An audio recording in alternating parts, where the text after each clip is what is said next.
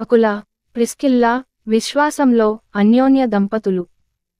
క్రీస్తు శకం 2000 సంవత్సరాల క్రితం రోమ్ నగరంలో ఒక నమ్మకమైన దంపతులు నివసించేవారు. వారి పేర్లు అకుల మరియు ప్రిస్కిల్లా. వారు గుణవంతులు, ఆత్మసంబంధిత జీవితం గలవారు. ఇద్దరూ కుట్టు వృత్తి చేసేవారు. అకుల అను పేరుకు అర్థం గరుడ పక్షి అనగా గద్ద. అదేవిధంగా ప్రిస్కిల్లా అనగా చిన్నది లేదా గౌరవనీయమైన లేదా ప్రాచీన అను అర్థాలు కలిగి ఉన్నవి. రోమ్ నుండి కొరింథుకు రావాల్సి వచ్చింది. ఒక రోజు చక్రవర్తి క్లౌదియా ఉత్తర్వుల ప్రకారం యూదులను రోమ్ నగరం విడిచిపెట్టాలని ఆజ్ఞించారు. అకుల, ప్రిస్కిల్లా ఇద్దరూ తమ ఊరిని వదిలి కొరింథు అనే నగరానికి వచ్చారు. అక్కడ వారు తమ కుట్టు పని కొనసాగించసాగారు. అదే సమయంలో పౌలు బోధకుడు కొరింథుకు వచ్చాడు. అతను గుడారాల కుట్టు పని చేసేవాడు. అకుల, ప్రిస్కిల్లా అతనిని ఆదరించారు.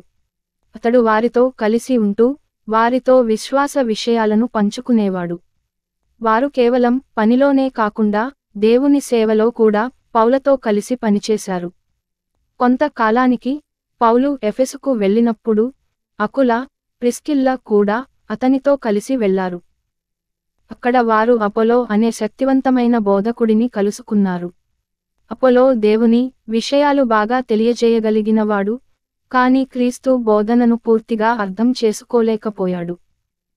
అందుకే అకుల మరియు ప్రిస్కిల్లా అతనిని ప్రేమతో, శ్రద్ధగా పిలిచి దేవుని మార్గాన్ని మరింత స్పష్టంగా బోధించారు.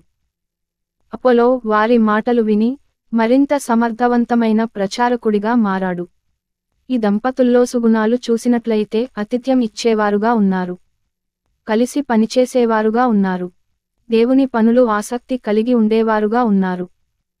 భార్యాభర్తలు ఇలా ఉంటే తరతరాలు ఆశీర్వాదం పొందే వారిగా ఉన్నారు.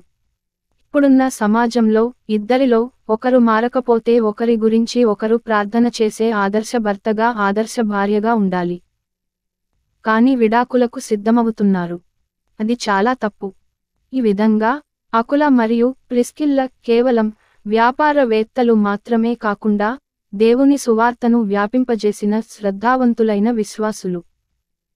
వారు తమ ఇంటిని దేవుని సంఘంగా మార్చి అనేక మందిని ఆదరించి దేవుని పనిలో తమ జీవితాన్ని సమర్పించారు. వీరి నుండి మనం ఏం నేర్చుకోవచ్చు అంటే, కుటుంబంగా దేవుని సేవ చేయాలి. ప్రభువు పనిలో ఎవరైనా సహాయపడవచ్చు. యువతకు సత్యాన్ని ప్రేమతో బోధించాలి. మన ఇల్లు దేవుని సేవకార్యానికి కేంద్రంగా ఉండాలి. ఈరోజు మనం కూడా అకుల, ప్రిస్కిల్లల మాదిరిగా మన జీవితాలను దేవుని మహిమ కోసం ఉపయోగించుకోవచ్చనే విషయాన్ని మనం గ్రహించాలి.